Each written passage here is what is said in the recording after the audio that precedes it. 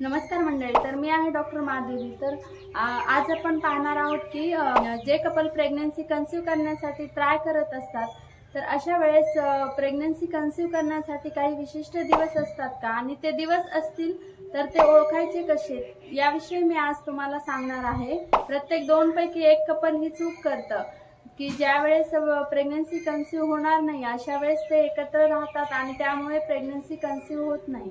तर हे सर्व तुमच्या मासिक चक्रावर अवलंबून असतं। तर प्रत्येक स्त्रीचा मासिक चक्र हे वेगवेगळं असतं। काही स्त्रियांचं मासिक चक्र हे 21 दिवसाचं असतं, तर काही स्त्रियांचं मासिक चक्र हे 28 दिवसांचं असतं, काही स्त्रियांचं मासिक चक्र हे 35 दिवसांचं असतं, तर काही स्त्रियांचं मासिक चक्र हे 40 दिवसांचं असतं।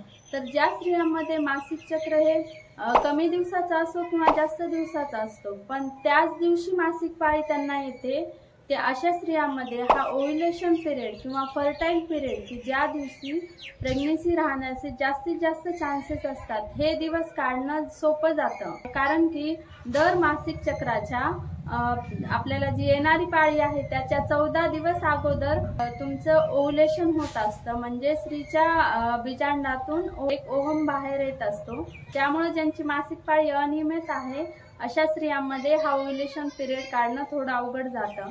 कारण संबंधानंतर स्त्रीच्या जनन मार्गामध्ये पुरुषाचे शुक्राणू हे 3 ते 4 दिवस जिवंत राहत असतात। चला तर मग हे आपण थोडं डिटेल मध्ये समजून घेऊया।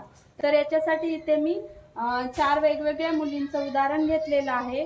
तर ज्यांची की मासिक पाळीचा कालावधी आहे, ही आहे मुलगी अ, ही आहे मुलगी ब आणि क आणि ड। तर ही आहे अ मुलगी, तर हिचा मासिक चक्राचा कालावधी हा 21 दिवसाचा आहे।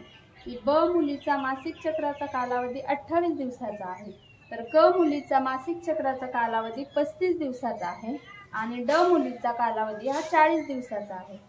तर आपण आता यांच्या दिवसानुसार समजून घेऊया। तर ज्या अ मुलीचा मासिक चक्राचा कालावधी 21 दिवसाचा आहे, तिचेही समजा मासिक चक्राची सगळ्यांची पहिली डेट आपण सेमच घेतलेली आहे। हे काल्पनिक उदाहरण देते मी तुम्हाला समजण्यासाठी। तर जिचा 21 दिवसाचा कालावधी आहे, तिची मासिक चक्राची पहिली तारीख आहे 1 जानेवारी, तर तिला येणारी पाळी ही असणार आहे 21 जानेवारीला। तर आपण अगोदरच पाहिलेलं आहे की ओव्ह्युलेशन कधी होतं स्त्रीमध्ये, येणाऱ्या मासिक पाळीच्या 14 दिवस अगोदर। म्हणजे जिच्या मासिक चक्राचा कालावधी हा 21 दिवसाचा आहे, तिच्यामध्ये ओव्ह्युलेशन होणार आहे 7 जानेवारीला। ज्या स्त्रीचा मासिक चक्राचा कालावधी 28 दिवसाचा आहे, तिला समजा मासिकचा पाळीचा पहिला दिवस 1 जानेवारी आहे, तर तिला पुढची पाळी येणार आहे 28 जानेवारीला। म्हणजे तिचा ओव्ह्युलेशन पिरियड असणार आहे 28 जानेवारीच्या 14 दिवस अगोदर, म्हणजे 14 जानेवारीला। ज्या स्त्रीचा मासिक पाळीचा कालावधी आहे 35 दिवसांचा, तर तिचा पण मासिक पाळीचा पहिला दिवस आहे 1 जानेवारी, तर तिला पाळी येणार आहे 4 फेब्रुवारीला। परत तिचा ओव्ह्युलेशनचा पिरियड कधी असणार आहे, तर तो 4 फेब्रुवारी पासून 14 दिवस अगोदर, म्हणजे 21 जानेवारीला।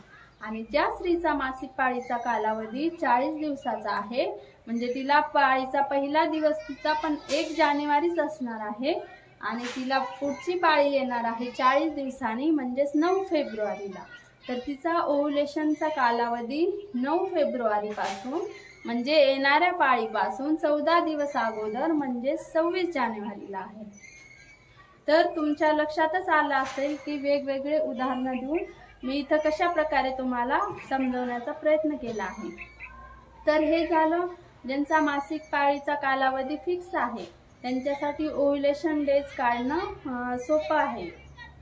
तर आपण अगोदरच पाहिले आहे की पुरुषाचे शुक्राणू हे स्त्रीच्या जनन मार्गामध्ये 3 ते 4 दिवस जिवंत राहतात आणि स्त्रीचं जेव्हा ओव्ह्युलेशन होतं, स्त्रीबीजमान होतं, 18 ते 24 तासच जिवंत राहतं। त्यामुळं ओव्ह्युलेशन होण्याच्या अगोदरचा जो कालावधी आहे 3 ते 4 दिवस, आणि ओव्ह्युलेशन झाल्यानंतरचा जो 1 दिवसाचा काळ आहे की जेव्हा स्त्रीबीज जिवंत राहतं, तर हा जो 3 ते 4 दिवसाचा पिरियड आहे तो फर्टाईल पिरियड म्हणून ओळखला जातो। म्हणजे या दिवसामध्ये जर पती पत्नी सोबत राहिले तर प्रेग्नन्सी राहण्याचे चान्सेस हे जास्त असतात। हे झालं ज्यांच्यामध्ये मासिक पाळीचा कालावधी फिक्स आहे। आता ज्या स्त्रियांमध्ये मासिक पाळीचा कालावधी फिक्स नाहीये तर त्यांच्यामध्ये ओव्ह्युलेशनचा पिरियड कसा ओळखायचा। हा पिरियड ओळखण्यासाठी डॉक्टर तुम्हाला 2 पद्धती सांगतात, ज्याला की ओव्ह्युलेशन स्टडी असं म्हणतात। ज्याच्यामध्ये पहिलं तर आहे फॉलिक्युलर स्टडी, तर हा सोनोग्राफीद्वारे केला जातो। याच्यासाठी तुम्हाला नेहमी डॉक्टरकडे जावं लागतं। तर दुसरं आहे ते डिजिटल ओव्ह्युलेशन किट, तर याच्यामध्ये तुम्ही घर बसल्याही तुमचं ओव्ह्युलेशनचा कालावधी ओळखू शकता। तर याच्यामध्ये तुमच्या 2 हार्मोन डिटेक्ट होतात, ते इस्ट्रोजन हार्मोन जे की ओव्ह्युलेशनच्या आधी 3 ते 4 दिवस रिलीज होतं, आणि दुसरा आहे LH हार्मोन जे की ओव्ह्युलेशनच्या अगोदर 24 तासाने रिलीज होतं। तर तुमचं हे डिजिटल ओव्ह्युलेशन किट मध्ये दोन्ही पण हार्मोन्स डिटेक्ट होणार आहेत, आणि त्यामुळे तुम्हाला प्रेग्नन्सी कन्सीव्ह करण्यासाठी योग्य पिरियड कोणता हे लक्षात येणार आहे। तर अशा प्रकारे मी आज तुम्हाला सांगण्याचा प्रयत्न केला आहे की घरच्या घरी कसं तुम्ही ओव्ह्युलेशन डिटेक्ट करू शकता आणि इझिली कन्सीव्ह करू शकता। जर तुम्हाला डिजिटल ओव्ह्युलेशन किट विषयी माहिती नसेल, तुम्हाला जर माहिती घ्यायची असेल तर प्लीज कमेंट बॉक्स मध्ये मला सांगा। याविषयी मी वेगळा व्हिडिओ बनवण्याचा नक्की प्रयत्न करेन। तुम्हाला जर असे स्त्रीरोग, प्रसूती, वंध्यत्व, स्तनपान, डिलिव्हरी, प्रेग्नन्सी याविषयी व्हिडिओ बघायला आवडत असतील किंवा तुम्हाला त्याची गरज असेल तर नक्की चॅनलला सबस्क्राईब करा आणि बेल आयकॉन दाबायला विसरू नका।